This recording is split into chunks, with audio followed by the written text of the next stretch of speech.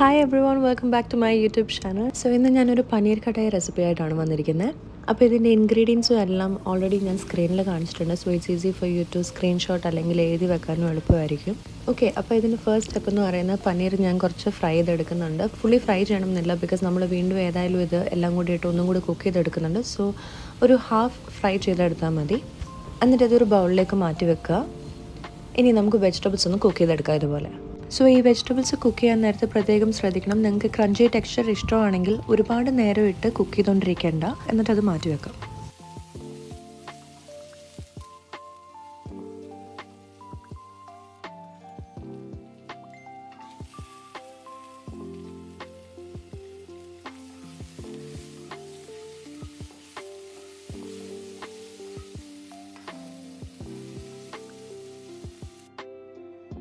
So ഇനി നമുക്ക് gravy ഉണ്ടാക്കാം. സോ അതിനായിട്ട് ഞാൻ ആദ്യം തന്നെ സവാളയാണ് എടുക്കുന്നത്. ഞാൻ ചോപ്പറിലിട്ടോ അല്ലെങ്കിൽ മിക്സിയിലിട്ടോ നല്ലതായിട്ട് അടിച്ചെടുക്കുകയാണെങ്കിൽ നല്ല മിൻസ്ഡായിട്ട് കിട്ടും നമുക്ക്. സവാളയുടെ പച്ചമണം മാറി കഴിയുമ്പോഴത്തേനും നമുക്ക് സ്പൈസസ് ഇടാം. തീ നന്നായിട്ട് കുറച്ചിട്ട് വേണം നമ്മൾ സ്പൈസസ് ഇടാൻ. ഒന്നെങ്കിൽ ഓഫ് ചെയ്തിടുക, അല്ലെങ്കിൽ ഏറ്റവും മിനിമത്തിൽ ഇട്ട് വെച്ചിട്ട് വേണം നമ്മൾ സ്പൈസസ് ഇടാൻ, ഇല്ലെങ്കിൽ നമ്മുടെ സവാള കരിഞ്ഞു പോകും. ഇനി സ്പൈസസിൻ്റെ പച്ചമണം മാറുന്ന വരെ നന്നായിട്ടൊന്ന് മിക്സ് ചെയ്തൊന്ന് കുക്ക് ചെയ്തെടുക്കാം. നിങ്ങൾക്ക് ഗ്രേവി എത്രത്തോളം വേണോ അതിനനുസരിച്ചിട്ടുള്ള വെള്ളം യൂസ് ചെയ്യാം. ഞാനിവിടെ 1/2 കപ്പ് മാത്രമേ യൂസ് ചെയ്യുന്നുള്ളൂ.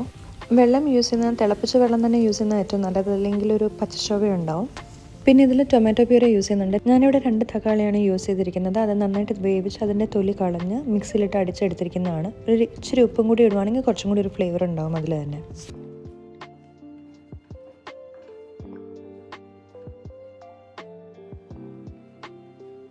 ഇപ്പം നമ്മുടെ ഗ്രേവി കംപ്ലീറ്റ്ലി കുക്കായി നല്ലൊരു ടേസ്റ്റും മണമൊക്കെ വന്നു തുടങ്ങിയിട്ടുണ്ട്. അപ്പോൾ ഇതിലേക്കും ഫ്രൈ ചെയ്ത് വെച്ച പനീറും വെജിറ്റബിൾസും എല്ലാം കൂടി ആഡ് ചെയ്ത് മിക്സ് ചെയ്തെടുക്കുക. പിന്നെ ഫൈനൽ ടച്ചിന് വേണ്ടി കുറച്ച് തൈര് അല്ലെങ്കിൽ ക്രീം ആണെങ്കിലും യൂസ് ചെയ്യാം.